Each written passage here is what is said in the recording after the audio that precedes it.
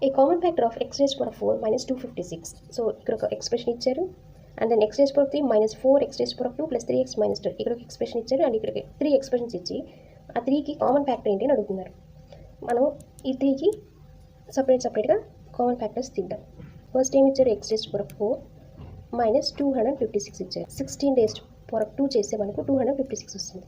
ఈ 16 మనం ఎలా రాసుకోవచ్చు, 4 raised to power 2, 16 మాత్రమే 4 raised to power 2గా రాసుకోవచ్చు and still we have a power 2. So 256ని మనం 4 raised to power 2 whole raised to power 2గా రాసుకోవచ్చు. ఈ x raised to power 4ని కూడా మనం x raised to power 2 whole raised to power 2గా రాసుకోవచ్చు. సో ఇప్పుడు ఇది ఏ ఫార్మేట్లో ఉంది, a power 2 minus b power 2 ఫార్మేట్లో ఉంది. సో దాని ఫార్ములా ఏంటి, a plus b times a minus b, a plus b times a minus b. మళ్ళీ అబ్జర్వ్ చేయండి, ఇక్కడ x raised to power 2 minus 4 raised to power 2 ఇది ఏ ఫార్మేట్లో ఉంది, a power 2 minus b power 2 ఫార్మేట్లో ఉంది.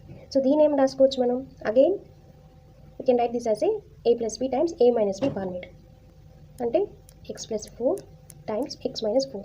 So these are the factors of the first expression. Now let's take the second expression. So ఇక్కడ ఈ two టర్మ్స్ని observe చేద్దాం.